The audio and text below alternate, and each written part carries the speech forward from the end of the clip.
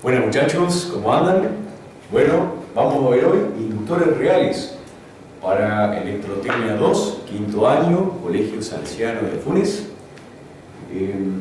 Se le agradece a los muchachos del sexto a 2, 2023, por permitir la grabación de este video.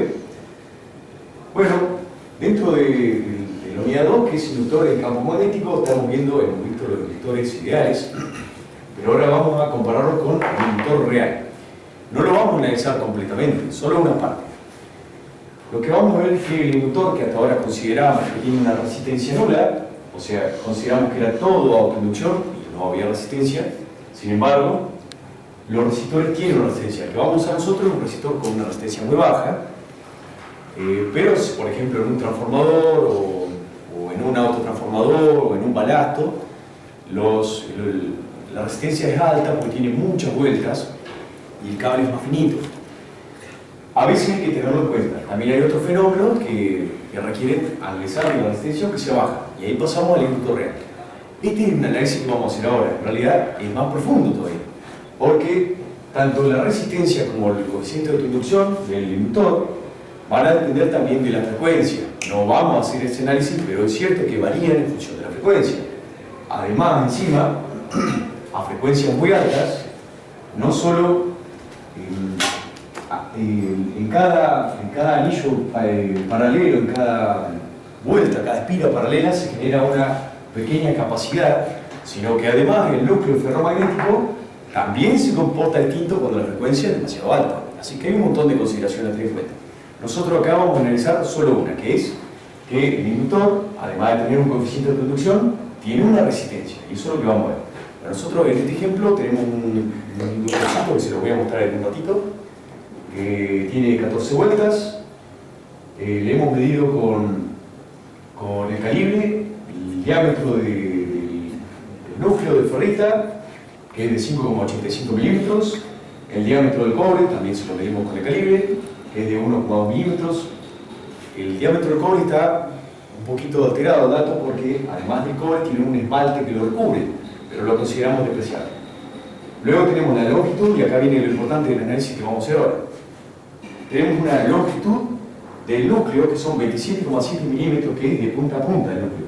Pero, si ustedes ven, este núcleo de ferrita excede lo que es el inductor, o sea, es más grande de lo que el inductor realmente usa.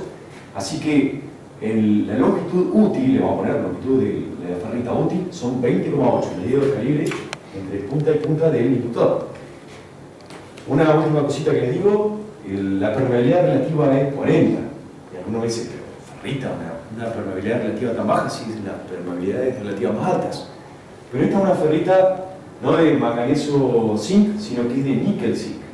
Entonces, son permeabilidades relativas que van más o menos de 30 a 1500, de un poquito más baja. Pero tiene algunos usos particulares que es lo que vamos a ver. Bueno, ahora les voy a mostrar mediciones como esto y seguimos calculando. Bueno, como les decía, acá tenemos el inductor real, que tiene 14 vueltas. Hay que tener cuidado con la cantidad de vueltas porque, bueno, hay que ver dónde empieza, dónde termina, hay que ser medio minucioso en la observación. En este caso, 14 vueltas. Como pueden ver, pasa eso que yo les decía de que el núcleo de ferrita excede al inductor en sí porque se sale, o sea, tenemos una distancia que es la del inductor propiamente dicho. En cambio, el núcleo de ferrita tiene un tamaño mayor. Para que el cálculo nos dé correcto, debemos considerar solo hasta donde llega el bobinado en sí. Bueno, ahora vamos a medir la autoinducción, el coeficiente de autoinducción, la autoinductancia, que vamos a usarlo como dato para seguir analizando esto. ¿Sí? En este caso nos está dando 12 o 13 microhenrios, que es lo que de hecho esto es un inductor comercial usado en fuentes de switching, que bueno, le saqué el papelito, pero decía la corriente que admite y que eran 12 microhenrios. Lo otro que vamos a medir, pero no tiene mucho sentido, es la resistencia de este inductor.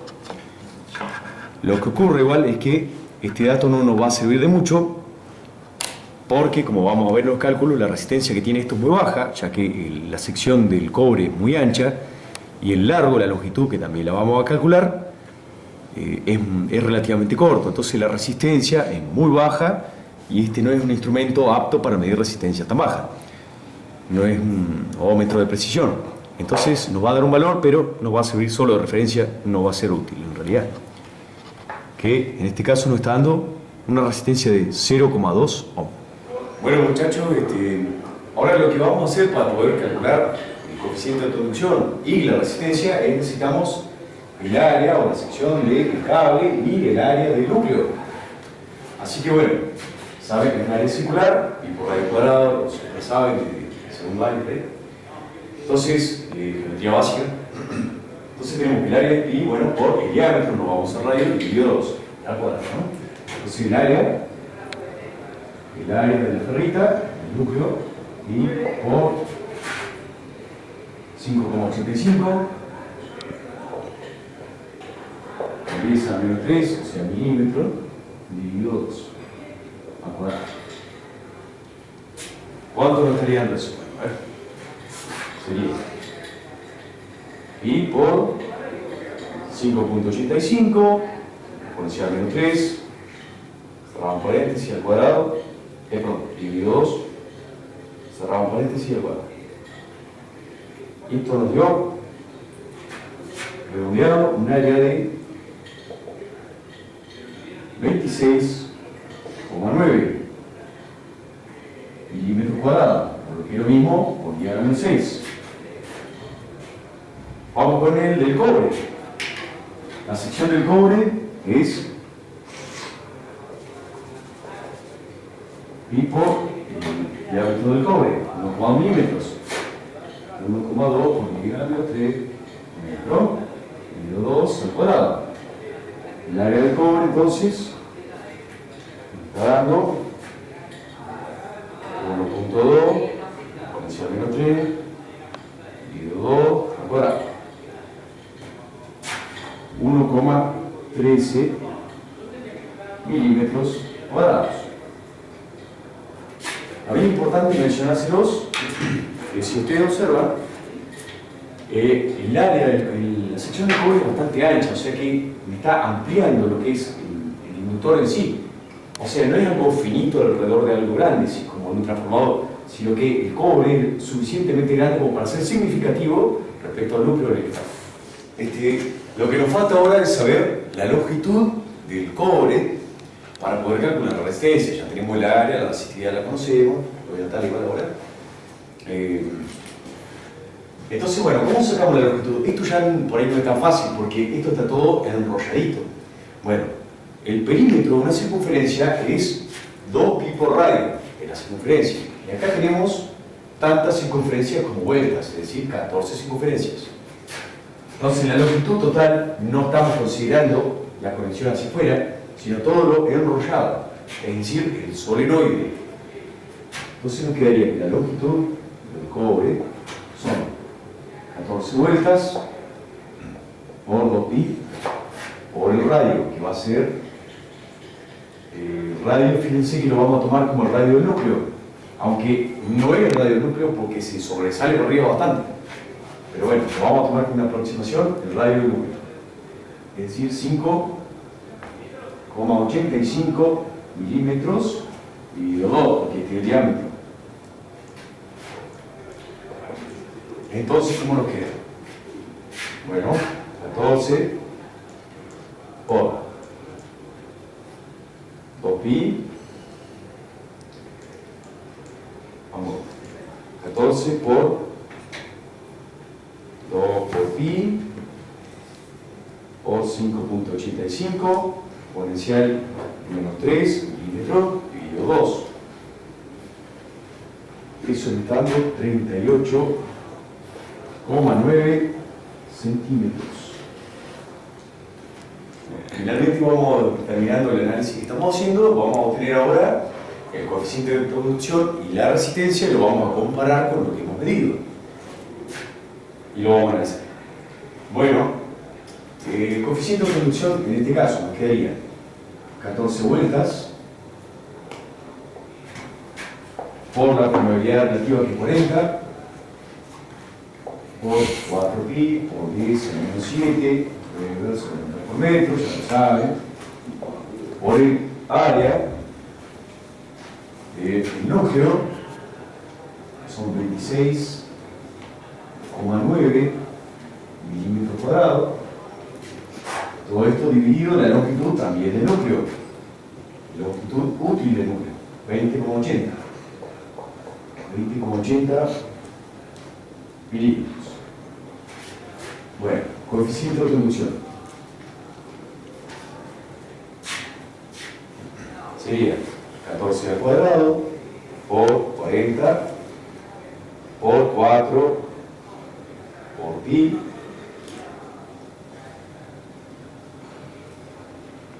por 10 elevado a menos 7. Ya les he explicado que tengan cuidado cómo van a hacer la calculadora, si no va a dar error. Por 26,9 exponencial menos 6, que es milímetro cuadrado, dividido 20,80 exponencial menos 3. Y me está dando 12,7 microhenrios. Si ustedes se acuerdan, cuando estábamos midiendo en el multímetro, oscilaba un poco entre 12 y 13, lo cual tiene sentido. Ahora, si ustedes ven y hacen el cálculo, en vez de con la longitud útil del núcleo, lo hacen con el total de la longitud del núcleo, van a ver que no le va a dar ese valor, le va a dar un valor erróneo. Con esto firmo lo que les estoy contando sobre, en este inductor real, tiene que ver con cuánto de ese núcleo estoy usando para hacerle bobinado encima. Y bueno, finalmente vamos con la resistencia, que esta sí va a ser un valor muy diferente, porque nuestro instrumento de medición no nos permitía obtener un valor confiable de lo que estábamos haciendo. Entonces la resistencia va a ser 1,678 por menos 8 ohm, como el electrotenio, ohm por metro, por la longitud que le acabamos de calcular hace un ratito, que la longitud es 38,9 centímetros. 38,9 centímetros dividido el área del cobre. Acá tengan cuidado, área núcleo, área cable. Longitud núcleo, longitud cable. No confundan las áreas y las longitudes. Sobre el área del cobre, 1,13 milímetros cuadrados, o sea, por 10 a la menos 6 metros cuadrados. Entonces la resistencia nos va a dar 1,678 potencial menos 8 o 38,9 potencial menos 2 centímetros dividido 1,13 potencial menos 6. Y eso nos está dando 5,78 miliohms, que es una resistencia muy baja, como se los dije, porque es muy ancho el conductor y muy corta la longitud, y el cobre es uno de los mejores conductores. Así que la resistencia es muy baja y nuestro instrumento, por más que dio 0,2 ohm, este dato es incorrecto porque no teníamos como ver. Bueno, este fue el inductor real más básico, porque están los otros análisis, como se los mencioné, para el electrotécnico.